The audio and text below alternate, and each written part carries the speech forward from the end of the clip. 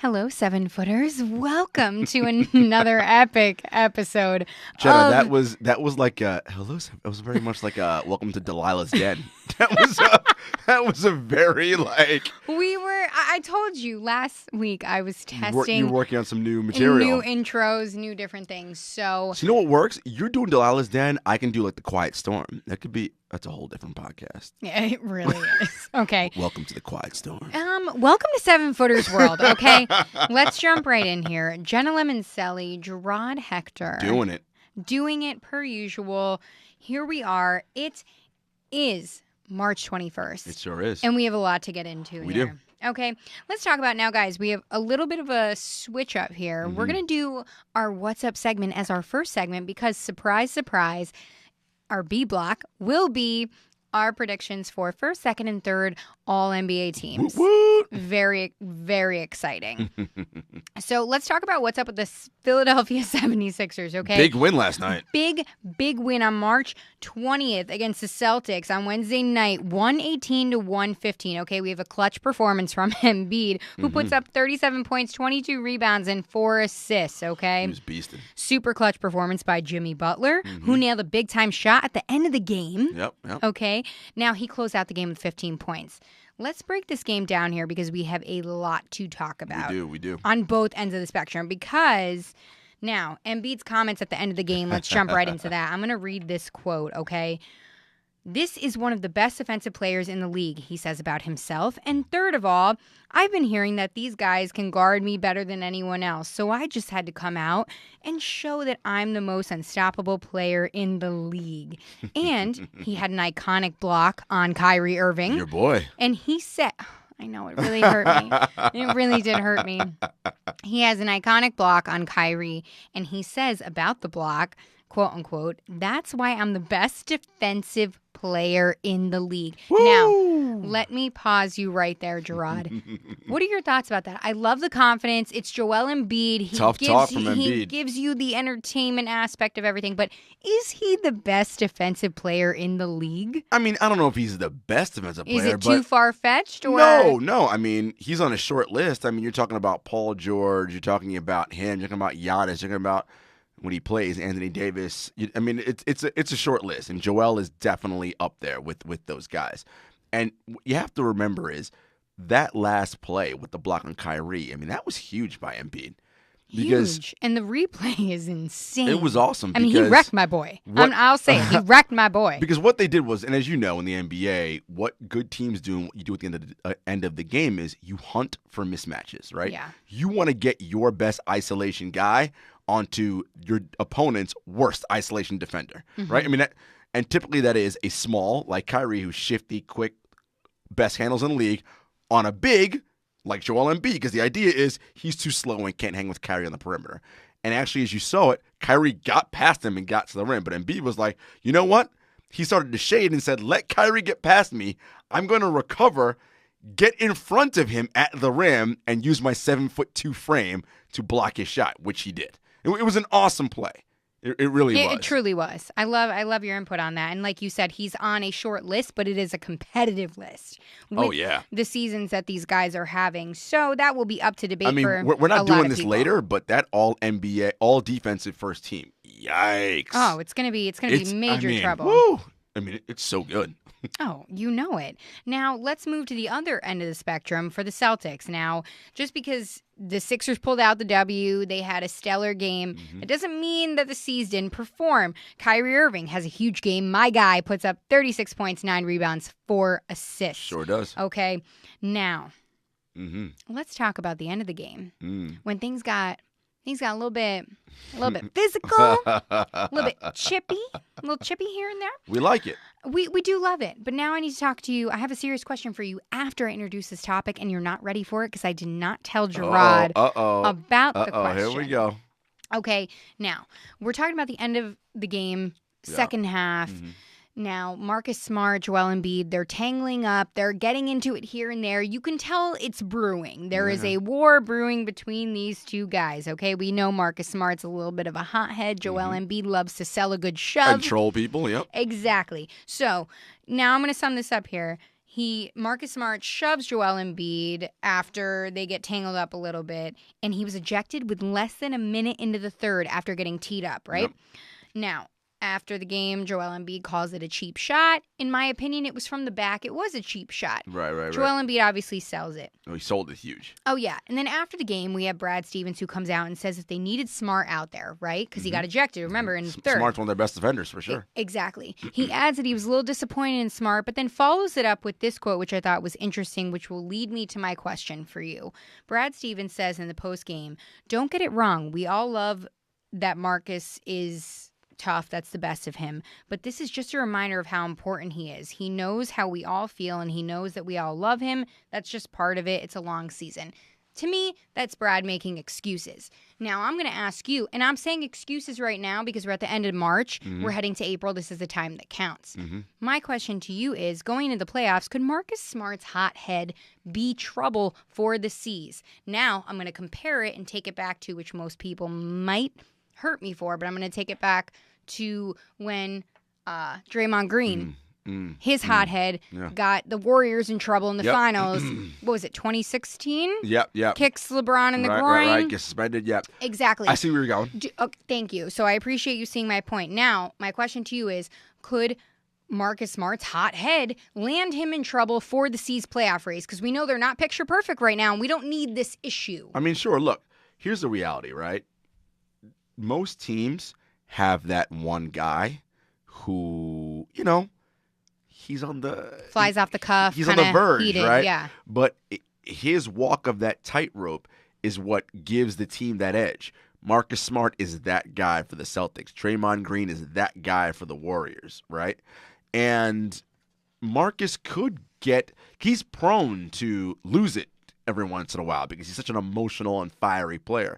And what separates the great teams is their ability to, in the games that matter most, channel that emotion and be able to keep your head cool and stay on the floor, right? Especially with a guy like Joel Embiid, who is a master troller, right? I mean, that is what Joel does. He likes to get under the skin of his opponent. And it's interesting because typically a guy of his caliber, and Joel Embiid is an all-NBA performer, most guys at that level don't really do that kind of thing, right? That's more of what you see of role guys and guys like Marcus Smart and Patrick Beverley, right?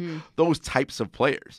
But Joel loves it. He loves to mix it up. He feeds off of it. And I think, look, yeah, Marcus could get them in trouble. And you actually saw it because in that game, the Sixers were able to win down the stretch because Marcus Smart was not on the court, and neither was Aaron Baines. Now, Aaron Baines is on the floor because of an injury, not because of anything related to getting involved. But that's still the idea. A big asset missing. A big loss. And defensively, that's the Celtics' identity. And look, these two teams don't like each other, right? It's very obvious. It's one of the greatest riweries it's that we have. An excellent rivalry.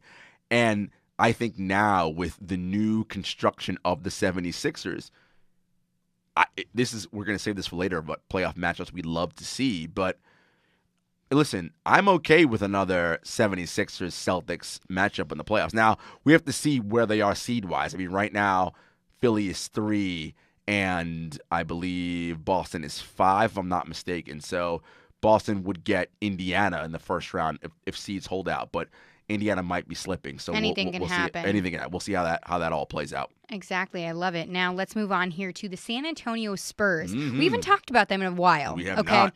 Now, they're the hottest team in the league, 9-1 in their last 10 games, but a tough loss to the Miami Heat snapped that streak. And your boy Dwayne Wade. Right, 110-105, okay? Taking it back with them braids. What's he doing?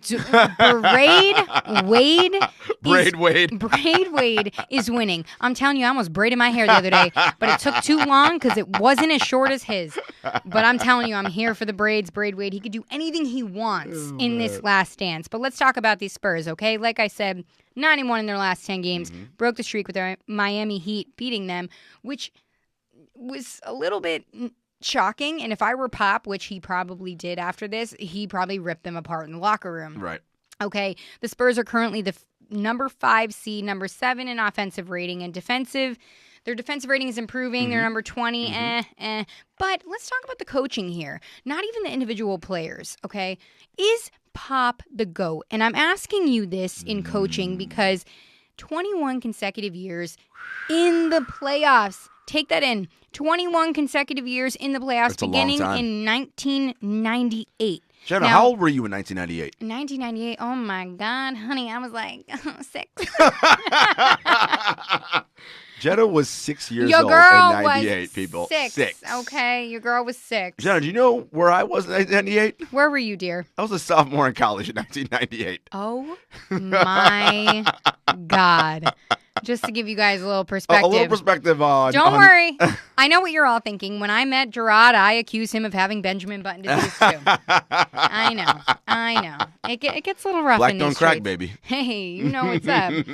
So now back to this conversation. Let's also note that the San Antonio Spurs lost to the Miami Heat without, let's give them this, Right. They did not have, obviously, Manu Ginobili. They did not have Tony Parker, right. Those DeJounte guys are Murray. all gone, all that. All Right, gone. right. So it's not the same team that we know Pop to be coaching. But back to the question, is Pop the GOAT when it comes to coaching? Listen, in the NBA, it's a short list, right? You're talking about... Very short, especially coaching. You're talking about Red Auerbach. You're talking about Phil Jackson. You're talking Pop. I mean, it's a Pat Riley. I mean, it's a short list.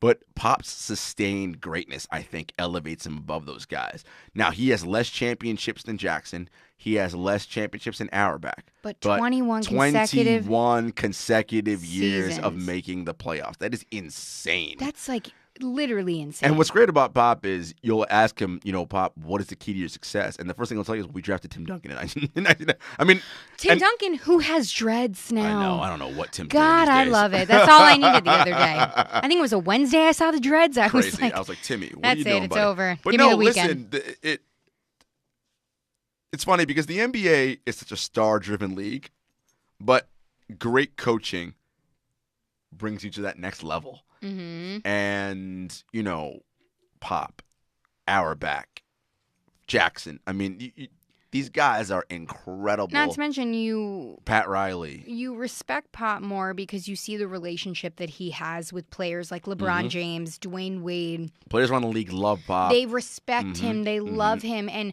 I have to be honest, again, obviously I've never been a NBA player. But no, you haven't. Weird. The consensus around the league, whether you play for Pop or not, or whether you've been coached by him for a certain team, whatever, it's hard to play for Pop. It is. But what's great about Pop is, and what I think it's part of the Spurs mystique and lore, is that Pop treats every player, regardless of how good they are, the same, right? And role players that come into San Antonio will tell you, man, my first practice, he mother effed Tim Duncan. I mean, if he's going to mother F Tim Duncan, he's definitely going to mother F you, right? Like, I mean, Tim Duncan's one of the, 10 greatest players of all time? I mean, for real. Right, so if he's going to mother F Tim Duncan, you're definitely getting mother effed, right? I mean, that's just what it is. But by the same token, that style may not be for everyone. Exactly. As we see, Kawhi Leonard maybe was not thrilled about playing in San Antonio. Yeah. I don't know how much of that was Pop, because when they came back to play, you saw him and Pop at a great embrace. I think less of it was Pop. I think it was more of the medical team and how they handled the injury with him. I mean, look, all things being equal, I think Pop's great. I'm waiting for the Lifetime documentary on Kawhi Leonard's injury. I'm not joking. I know you saw it on my Instagram when the Spurs came to play the Nets a couple weeks ago. Pop and I had a funny interaction because he was holding court like he normally does pregame. Tell the listeners about the interaction. And so everyone was asking Pop questions, and he's just happy. I'd be afraid. Happy go like, well, because Pop's people when you ask dumb questions. Oh, Pop says right out loud, that's a dumb question. And it was Get funny out of my because face. someone asked a question, and I think I smirked or something. And it was, how someone's in a scrum, it's quiet for 10 seconds. The next person asks a question. And Pop leans in and is looking right at me. Do you have a question? And I was like, no, I'm good. I would have peed on the floor right there. And he's just like, you're just having fun? I go, no, I'm good, Pop. Like, because what's honestly, your favorite color, Pop? And it wasn't in one of those things where, like, I was nervous. I just didn't have a question. Because sometimes I don't have a question to ask because I don't have anything to ask. I was really kind of just more enjoying Pop in that moment, just sort of soaking in him answering all the different questions. And it was pretty funny. I mean, and that's the jovial side of Pop, right? The interesting thing I think about him is I think, he's probably retiring soon, right? I mean, let's just be honest. You never know. His wife died last season. He's going to coach Team USA in the 2020 games. Honestly, I wouldn't be surprised if the 2020 run is the end for him, right? He coaches another season next year. They go to the Olympics. And because, look, he's in his 70s now. He loves the game, but at some point, it's diminishing returns on your body, and you're like, I'm beat. I agree. I think he has a season or two left, only because I don't think he really expected to lose Manu and Tony at the same time. Probably I think not. that was a lot for him. And Even then Kawhi. and losing DeJounte Murray to an injury, which you can't predict, right? I think he wants another season with DeJounte to see what he could do. I mean, the kid's 22 years old. He could be really good. I mean, dang. He could be really good. So I think Pop's got a little bit left in the tank. Not too much longer, but it's honestly a little bit left there. For the Spurs and Peter Holt, their owner, although it's transferred. It's now, I think, Peter Holt's ex-wife is now the owner. I have to double-check that, but whatever. The Holt family, R.C. Buford, Pop can leave on his own terms whenever he wants. Pop can do whatever he wants. And then Let's talk about that. And then I think within the Spurs, obviously one of his assistants will take over, because the continuity will be there. Yeah. Great organization, but we got to look. Pop's in the conversation for Coach of the Year. Heck yeah! I think it's Pop. It's Nick McMillan in Indiana. Nick Nurse. It's Nick Nurse. Depending on how the playoffs go, especially for Nick Nurse. It's a regular season award, and then Mike Malone in Denver, right? I think those are your guys. Look, Coach Bud, I think, because of what Milwaukee's been the best team in the league all year. So you really I named 5 guys, right? So those 5 are literally like in some order. That's going to be your top 5, I think, in Coach of the Year. Yeah, I agree. Now, speaking of the Bucks, let's talk about them a little bit. And although the Bucks are the best in the East, arguably best team in the NBA, record-wise, net rating, all that. Yes, when it comes down to numbers, they are the best. So.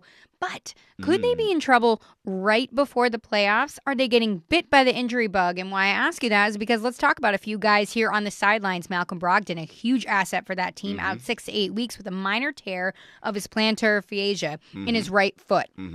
We have Nikola Mirotic out 2 to 4 weeks with a fracture in his left thumb. And then we have Giannis Antetokounmpo day-to-day with an ankle sprain. We missed him. The Giannis-less Bucks lost to the Cavs on March 20th. Let's just let that sink in, guys. The Bucks lost to the Cavs 107-102, okay? Huge game by rookie Colin Sexton, who has been a fixture. Who's been playing well the last 2 months Cavs. or so. Yeah. Yes, he dropped 25, young, promising talent right there, okay, taking major leadership. But let's talk about the Bucks again back here for a second. Bledsoe struggled from the field. Chris Middleton was forced to be the guy for that game. So can they hold on to the number 1 seed? Because it's looking a little iffy for them right now with all these injuries that are hitting them. Now, we saw what happened to the Rockets in the beginning of the season when they had all their injuries and started, 14 and you know? So, can the Bucks hold on to the number 1 seed as we head into the playoffs? Look, it'll be tough because they're only 2 games up on Toronto right now, and this injury bug is hitting them at the worst time. Look, we have literally a couple weeks till the playoffs start. I mean, most teams have 12 to 14 games left. I mean, it's not a lot. I mean, we're in that I think weird. We're like 2 weeks out, a little over 2 weeks. We're in that period of the dog days, right, of the NBA season. Brogdon, the Brogdon miss is going to be huge for them. Huge. That plantar fascia tear is going to be a problem for them. They're going to miss his offense. Brogdon is a 50-40-90 guy, and people don't realize that. That's 50% from the field, 40% from 3, 90% from the free throw line. I mean, they're going to miss that offense. He's a willing defender. They're going to miss his defense at the point of attack. That's huge. And Mirotic was supposed to be the guy to help take up some of that slack, playing more minutes. Well, now, with his fractured thumb, he's not playing for 4 weeks. Now, they're good enough that the first round of the playoffs probably won't matter missing those guys, but you never know what can happen, though. Like I said, they just lost to the Cavs. Coming to round 2, you don't play when it comes to round 2. Right now, this is the time of the season where you want to be rounding into form, making sure your chemistry's all set, and with the new addition of Mirotic, and it's kind of a bad time to get caught with this injury bug. I'm a little less worried about Giannis and the ankle sprain just because I think it's just they're being precautionary with it. Sure. I think it'll should. I think it'll be okay. But it's not a good time now for the Bucks to be dealing with this sort of problem. And look, if the Raptors decide to go on a little streak here, they could catch and overtake the Bucks and take over that number 1 seed. So it's As long as things are gelling in it's Toronto. Not concerning because here's the thing. The Bucks and the Raptors have already clinched their playoff spot. So they're in the playoffs. So that doesn't matter. It's just seeding. And I think, look, the Bucks want to be the 1 seed overall because should they advance to the NBA Finals, they want home court advantage, right? I mean, who doesn't? You play better at home. So I think it's slightly concerning. Not majorly, but, keep an eye on what's going on in Milwaukee. Got to keep a pulse on that one. Now, this is the topic that I have been so excited for this episode. Mm-hmm. D'Angelo Russell. Let me just take a pause right there. Brooklyn Nets, D'Angelo Russell. Okay. All-star D'Angelo Russell. Staying in the routine of our segment, what is up with the D'Angelo Russell train? And I say the train because there are people that have been on there since day one. There's people that were picking up on the way because they're liking what he's doing. Bandwagon jumpers. Now, let me set it up for you guys here, okay? This man is on a resurgence level that we haven't seen in a very long time, especially from him and a lot of players, okay? He's snagging headlines. It looks like he's finally laid down his roots in Brooklyn, found his home, okay? He just drops 44 points, 12 assists, and 4 steals, okay? The other night, he led the Nets to their biggest win in franchise history on the 19th over the Sacramento Kings. And get this, in the third, the Kings went on a 20-0 run to start the third. And in the fourth, they were up 25. Okay? This comeback was incredible, okay? D'Lo put on a stellar performance. At the end of the game, he's screaming, I was made for this and that. He's got ice in his veins. He's got ice in his veins, baby. All right, he ends the game shouting that. Now, is the hype too strong? Or is the hype not enough? Give me on the scale where the people need to be. And don't sleep on me here because I got a ton more questions for you about this man. I'm sure you do. Look, it's about nuance with D'Lo, right? Let's hear it. Give it to me. The D'Lo stands will tell you, see, this is what I've been telling you. He's so good. And it's funny because obviously, as everyone knows, I cover the Brooklyn Nets. So I see D'Lo up close and personal very often, talk to him relatively regularly. Look. Not to mention before that, he puts up 32 and 10 against the Clippers. Yes. So, I mean, come on. He is playing like a number 2 overall pick, like he was. In 2015, he went number 2. As he was, right. And then was labeled a bust. And then he went to Brooklyn. And that's part of the problem, right? We give up on young players in this league so quickly because we expect so much. We're in such a win now mode. You got to win now, and be so good right now. I say all the time, you know this, Jenna, point guard is the hardest position in this league to play as a young person. You control the floor. Right. It's very hard when you're young to understand the balance between scoring for myself, setting up my teammates, getting everybody where they belong. And look, and truth be told, and I've written about this, I have an article coming out on SNY about this, D'Angelo was immature, like, in his early years in L.A. I mean, he's like, what, 22 now? Right. He got drafted when he was 18, 19? Right. I mean, Give the kid a break a little bit. There's a Snapchat incident, which, of course, is not a good look. Oh, gosh. But I'm just saying, it wasn't a good look by him. I know. He probably thought he was better than he was at the time. Look, there's a lot to deal with when you're young and you come into that franchise in LA, and of course it's a lot. It's hard to come in there at a young age. And so he played under Byron Scott, a notorious coach who does not like young players. And listen, a lot going on there. He gets traded to Brooklyn. Kenny Atkinson, a known player development coach, they worked with him. And listen, it wasn't smooth sailing even into this year.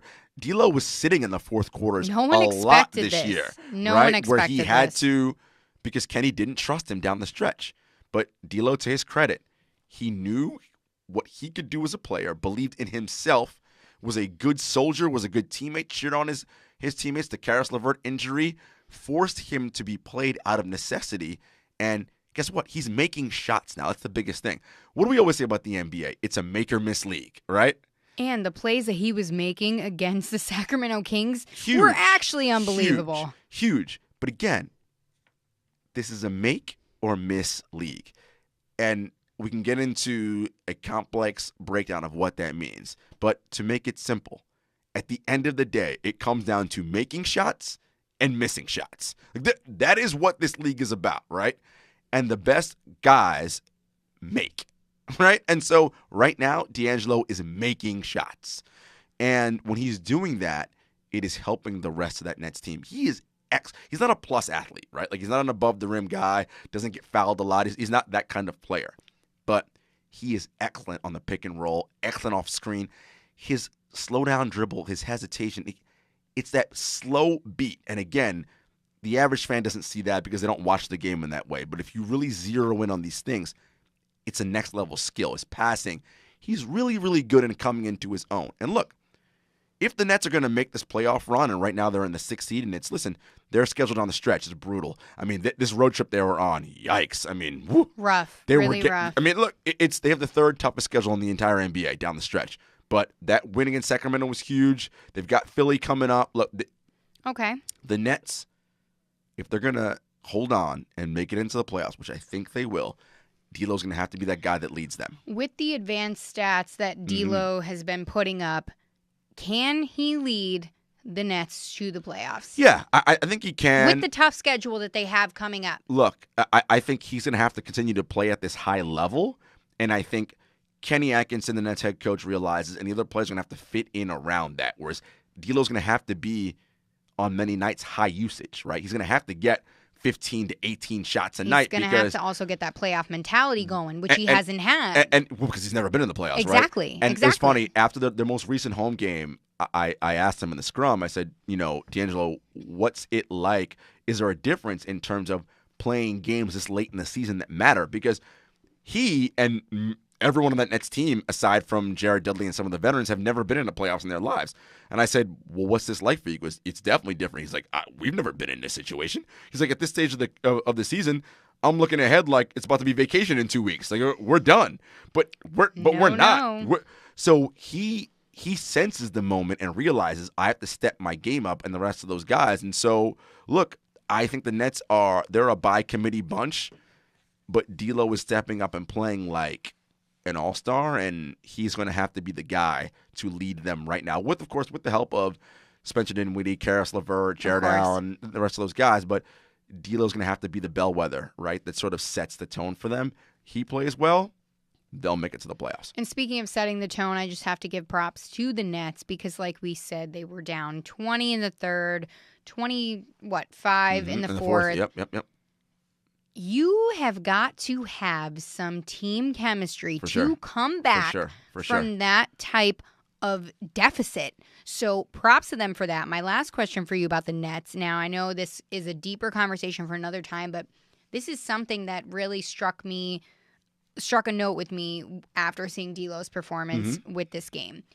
With his advanced stats, does this make Brooklyn more attractive for big name free agents, or is this just a phase in the wind? So, and when you say make them more attractive, I assume you mean in comparison to the other New York team, the Knicks, or just in general. Yes, and in general. Okay. Does this make people want to say, "Hey, look at D'Lo. Look at this point guard that this team has. I want to go to Brooklyn." Absolutely. I haven't heard a lot of people say I want to go to Brooklyn in a long time. So can D'Lo bring big talent to Brooklyn? If you were a top-tier free agent this coming summer, and you want to play in New York City, like that's for whatever reason, not for whatever reason. Yeah. I mean, it's not I'm a native New Yorker. This is the greatest city in the world, I say. If you have a choice between the Knicks and the Nets. Oh, you're going to the Nets. I mean, to me, if it's about winning, the Nets are just better. But it depends. They're what a better happens. run franchise. It happened. Very true. They're just better run. Like, it's just very obvious. Very obvious because of the D'Lo story. You go from LA and then you find Karis LeVert, Spencer in Dinwiddie. Look at what the Nets have done from a player development standpoint. Okay, they have to have some culture there. Now, the thing that the Knicks have over the Nets is the history of Madison Square Garden and that franchise. But let's be honest. I mean, their recent history in the Knicks hasn't been very good. They didn't. I mean, the '90s when they had Patrick Ewing and all those guys, but they never won a title. They went to the finals but never won. Yeah. Their last title was back in the '70s with Clyde Frazier with Walt. They really haven't been that successful since Melo. So really, if you go to the Knicks, it's because you're choosing a building. You're saying I want to play at MSG. True. And listen, you and I have been to MSG numerous times. It is the world's most famous arena for obvious reasons. Yeah, so many things when you're in there, it feels special. Yes, so many things have happened there. But guess what? If you're trying to win, Yeah. Barclays is pretty freaking good. I love Barclays. And Barclays is awesome. It's a newer building, number one. Yeah. Look, Brooklyn is where it's at. If you're going there to win, and regardless, if you bring a title to New York City, I don't care if you're with Brooklyn over. That's it. Over. So if I'm a top tier free agent and I want to come to New York, I'm strongly considering the Brooklyn Nets. Of course. Strongly. Hey, me too. We're on the same page. Now. The Dun, moment dun, dun. we've all been waiting Wait, for. are we doing playoff matchups first and then we'll all do NBA? playoff matchups Okay. and then we'll do the All-NBA teams. Okay, cool. So, Jarod. Now, guys, we're going to break this down into two sections here. Jarod and I are going to let out loud our playoff matchups that we would like to see, one in each conference. Okay. And then we will list our all-NBA Perfect. teams, first, second, and third. Let me add that Jarod and I have not shared our answers with each other. Don't know anything. So this will be the first time that we're going over this, so our reactions are they're always off the genuine, cuff. right? They're always genuine. All right, so you go first with the playoff matchup with Eastern Conference. What's one matchup you want to see on the East? Okay, people are either going to call me boring or they're going to, I don't even know. Doesn't matter. Who cares? I want another sequel. I want the Sixers-Celtics sequel. I knew you were going to go with that. I do. I think the rivalry is fresh. I think it's fun. And I'm sorry, but after that game we saw the other night, that was what made me decide. That was such a good game, a good rivalry. These two teams are so hungry and so fun to watch. Yeah. The starting five for the Sixers Woo! are epic. Tobias Harris, Embiid, Simmons. So good. JJ, Everybody. all that. JJ, Yeah. everyone. And the Celtics. Jimmy. There's something about the Celtics' struggles that makes you want to keep watching. You want to root for them. You really do want to see them succeed. I mean, you're talking to the biggest Kyrie Irving stan. You want to see them succeed because of Kyrie, but I'm like, Kyrie one day is going to see all these videos and he's going to be like, Jenna, why didn't I recognize from day one? Why didn't I see it? He's going to be like, Jenna, you're my day one. Right? You were loving me even when I was a shitty leader in Boston. Okay, there I go, getting bad. So tell me about your Eastern Conference matchup that you would like to see. I'm going to follow up on your Sixers Celtics. I'm not mad at that. I think there's unfinished business here. Oh, from the Sixers standpoint, yes. So, I love what the Sixers have done by adding Tobias Harris, and that starting five is so good. Here's what I worry about with the Sixers. That starting five is way too talented to be struggling as they do at times they're offensively. Also very young.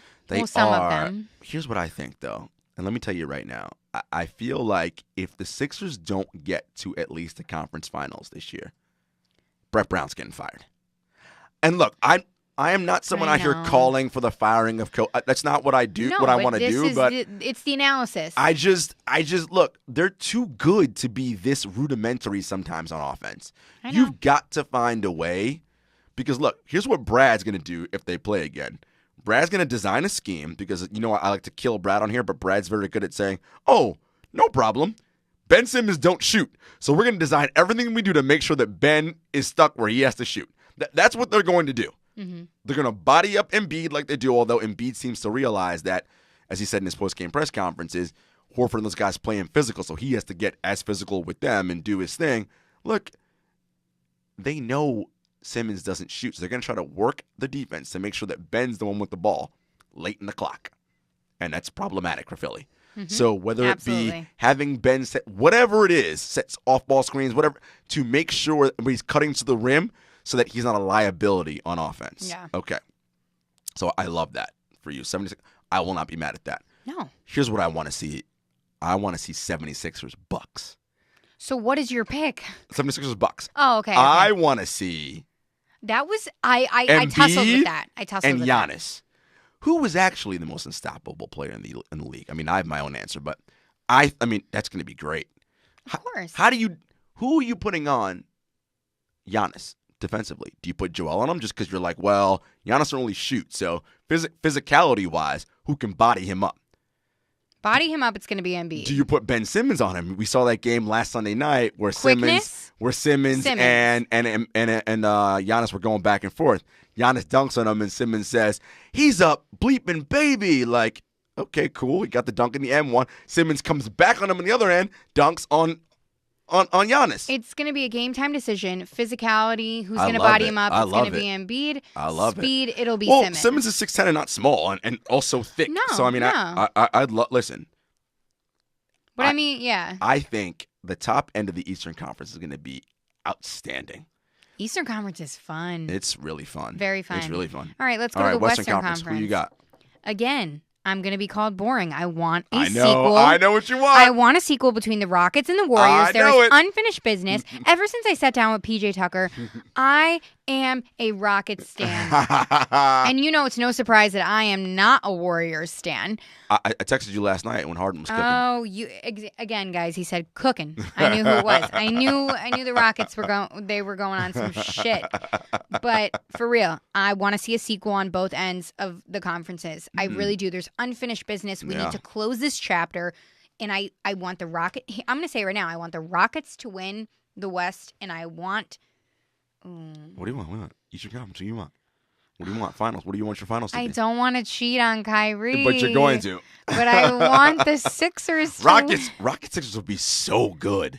Rocket Sixers would be so That would be good. so I'm going to good. say right now, I want the Sixers to win. I got my Embiid jersey in my closet hanging up. I do. Listen, tell me what you want for the West. I don't dislike that series. Listen, I picked the Rockets last year to beat the Warriors in 7, and they were close. Hey, you almost had. I was sweating. They were close. Shit. I was like, Jarod is gonna literally come in here and yell, and that he's had a victory. You know what I want? And it's kind of weird right now because they've been slumping a little bit lately. But I want OKC Warriors. That would be good because obviously the history. Well, there's so much there. But here's the thing that people overlook. Everyone's going to go back to the 2016 season when the Thunder had the 3-1 series lead when they had Kevin Durant and Russell and they lost and the Warriors came back on them. I'm going to go back further than that. I'm going to go back to the 2014-2015 season. Woof. The Warriors' first NBA title, that first year. That year, Kevin Durant was the reigning MVP. He won the league MVP the year prior, right? And he got hurt and had the Jones fracture that year and was out the whole year. Mm-hmm. We, as NBA fans, have been robbed from a true Warriors-Thunder rivalry. You're right. Because here's what I say. I agree. And I'm going to hot take alert. Ooh. If Durant doesn't get hurt in that 2014-2015 season, so the year he's the reigning MVP, the Warriors do not win the NBA title that season because they played the Thunder in the playoffs that season. The Thunder beat them. The Thunder are way more battle-tested. Listen, you could say, well, the next year they look. And that changes the entire course of the NBA future because of course the Thunder beat the Warriors. They go to the NBA Finals. Maybe Kevin Durant never leaves Oklahoma City. Maybe he never goes to Golden State. And we will never know. We'll never know, but we've been truly robbed of what should have been the great rivalry in the Western Conference, which is the Thunder with Kevin Durant and Russell Westbrook versus the Warriors. Yeah, we had that one series, but we should have had it the year prior. Again, Durant had the Jones fracture surgery, missed that entire season. Yes. And the Warriors were lucky that playoff year. They didn't play the Thunder, and they played every team in the playoffs without their starting point guard. Look, listen, you play who you play, and you beat who's in front of you. Injuries are part of the game. I'm not discounting the Warriors title. All I'm saying is, if you're playing devil's advocate, right? All I'm saying is, I got you. If Durant's not hurt that year, what happens? Exactly. That's all. I got you. Let's wrap that up because we have to go to all NBA teams. All NBA. Now, first of all, we talked about this before. Mm-hmm. Nobody considers all NBA team rosters as important as they should be. They're very important. Listen, all NBA is more important than All-Star Game. Exactly. It is. Yes, of all course. NBA, All-Star's more fun. All-Star's fun for the fans and all that. All NBA is like, I'm gonna put this on my resume. Right. And I'm not anti-fan, but no.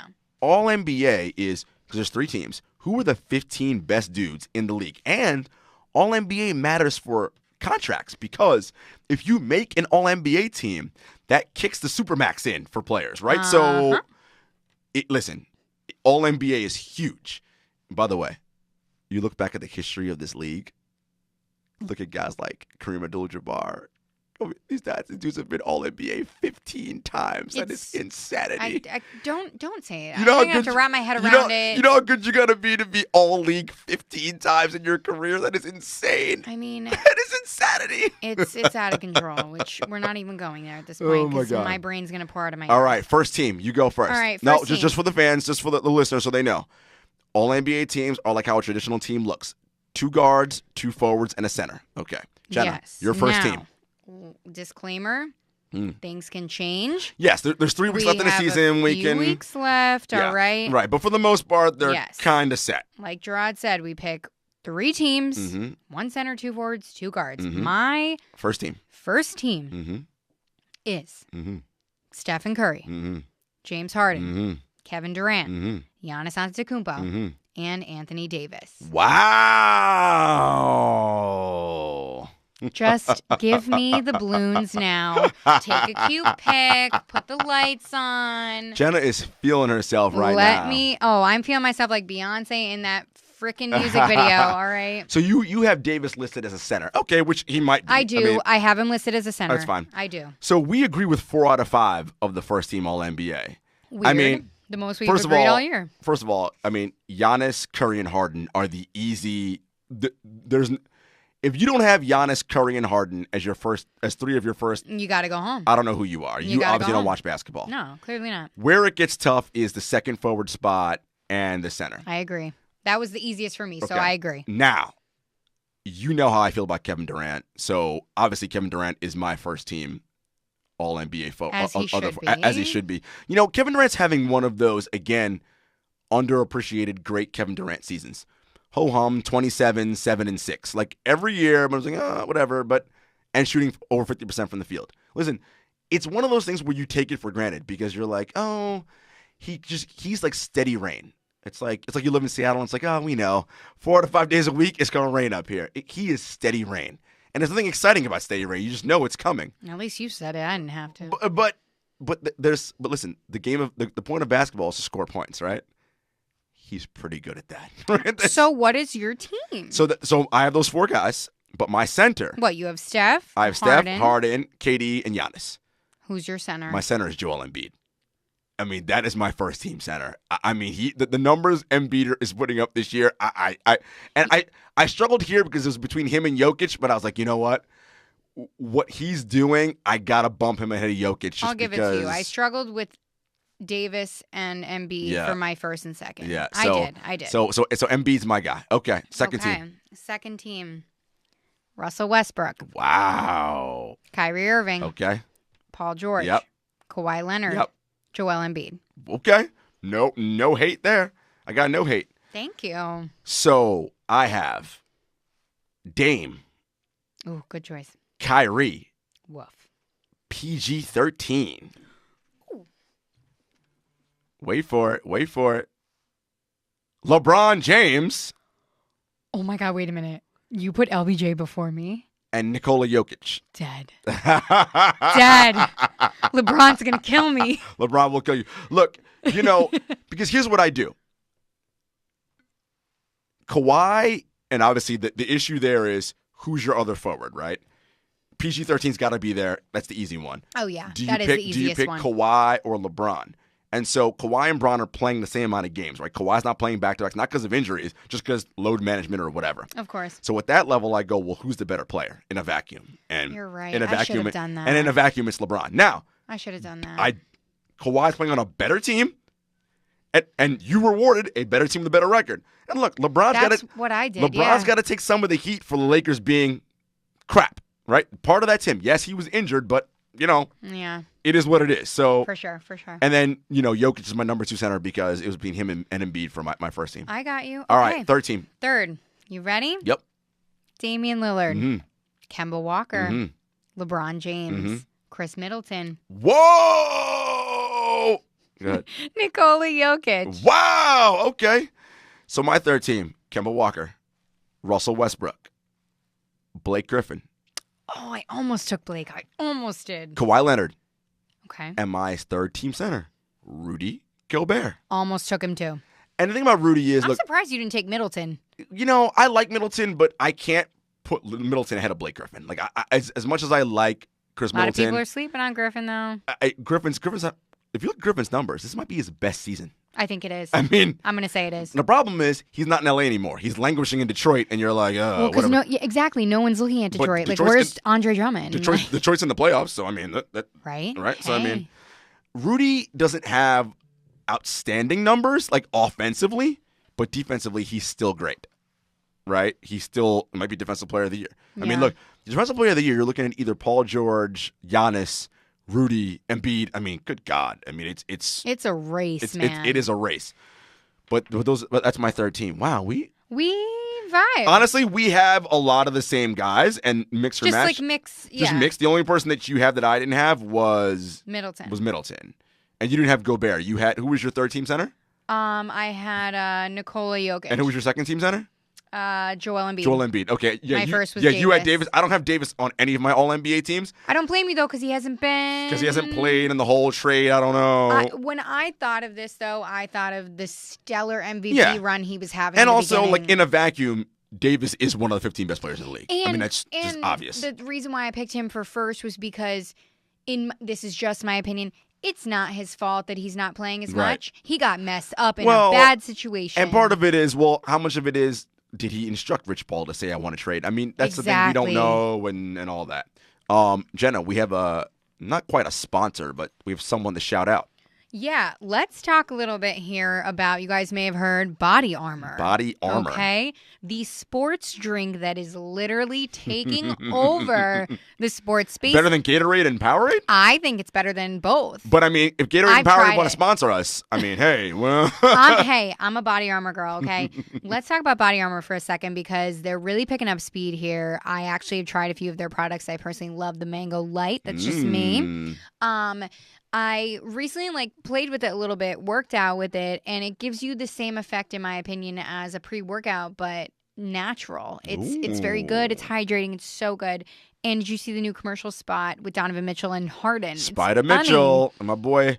James my Harden. boy. Well, yeah, Spider's your boy. Harden's my boy. Exactly. But yeah, I just want to drop that real quick because Body Armor is having a lot of spotlight within the NBA, and it's super good. You have to try it. Awesome. Well, listen, Body Armor, send us more stuff. Well, Jenna, you give me some Body Armor. I'm going to give him some Guys, Body Armor. check out some Body Armor. I'll come back with my review of what I think before a workout. Yes, it's so good. I'll I just let you know how tweeted good it about is. it. Like, the hype is strong. I'm telling you, Love Jarod. it. Love it. I'm going to check it out. All right, guys, we know we promised you a guest this week. We had some scheduling Yeah. snafus, but we will get this guest on before the playoffs. You're going to really be excited about who it is. Yep. It'll be fun.